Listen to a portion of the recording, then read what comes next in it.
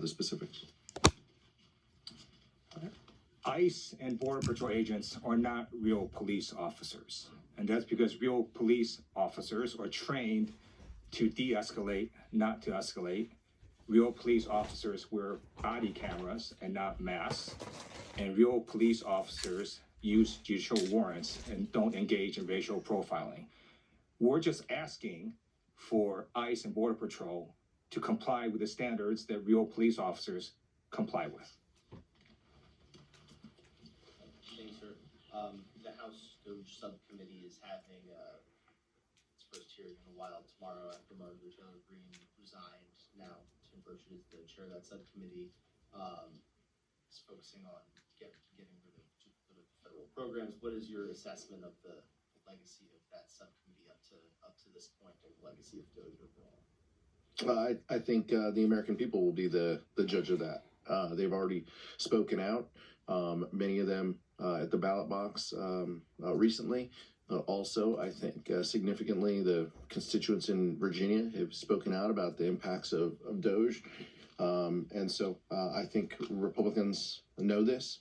I think it's incredibly unfortunate that we are losing good federal workers who want to provide basic services to people across this country.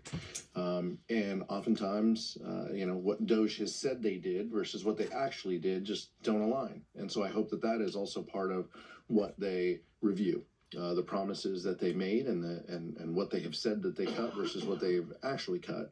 And time again, they've brought back people who they've cut because they realize the importance of those programs. But we're losing good federal workers as a result of this administration not honoring the work that they do and providing services to people across this country. That's an unfortunate and lasting legacy of DOJ. Michael? You all have Republicans who speak publicly about opposing a policy, but then get on the floor and vote for that policy. Obviously, there's going to be some whipping in real time from the Republican side. Some of your colleagues, including Kevin Colley, have said that they're going to vote against the rule, but again, they're going to work on the floor. What's your message to Republican colleagues who say that the rule will be under pressure this afternoon to vote with the president who opposes you all? Yeah, I agree completely with what the vice chair said. If you vote for the rule, you own these tariffs. And even worse than that, if you vote for this rule, you're trying to eliminate our ability to even discuss this. This is the people's house. If we want to discuss tariffs, if we want to discuss how to help people, if we want to discuss policies that the administration is engaged in that hurt people, we should be allowed to do that. This Republican majority set up, DOJ subcommittees, and they set up, all these efforts to have the president's back. This is just another example of them doing that. Time and time again, we have seen our Republican colleagues say that they're going to oppose something.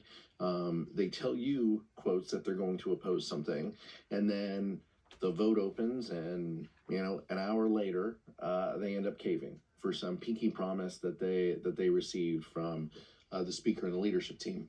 So this is their opportunity. Are they serious about talking about proposals that will lower the costs that people face? Or are they going to continue to hide behind excuses and to give the president their voting card, which so many of them did from the big ugly bill until now? They continue to give the president all of their voting power.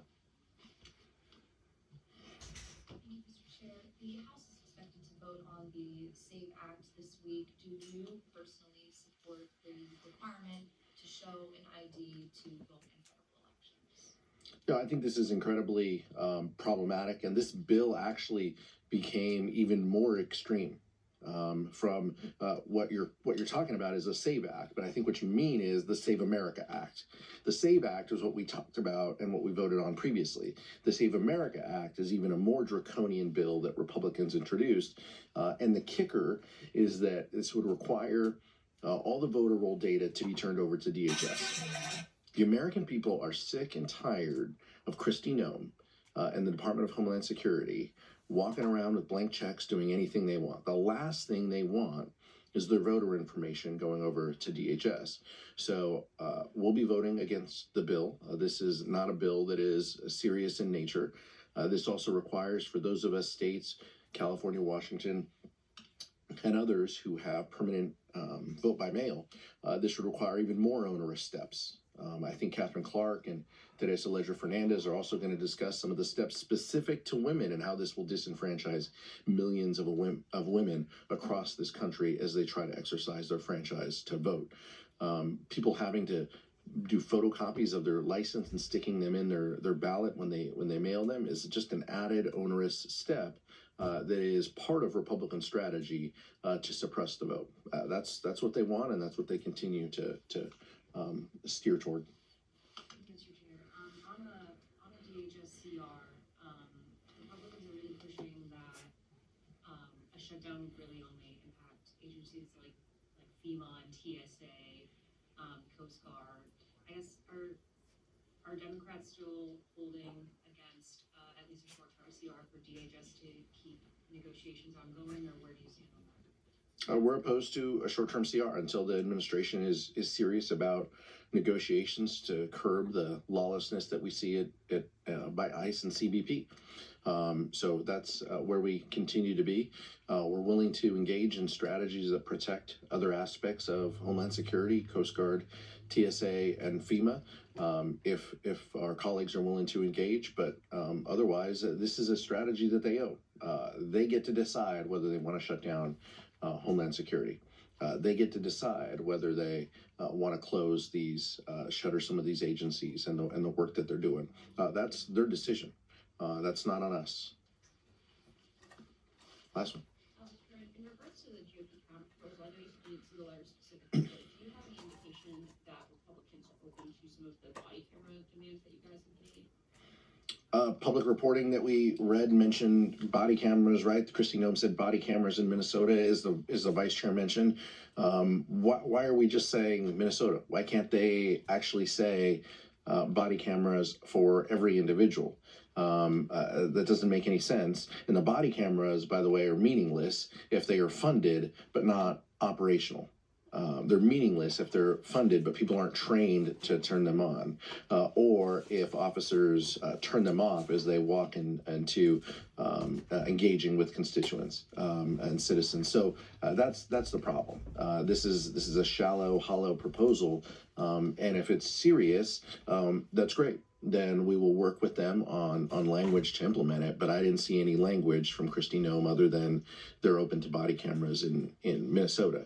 If they're willing to engage, they can send language over, and we're happy to review it.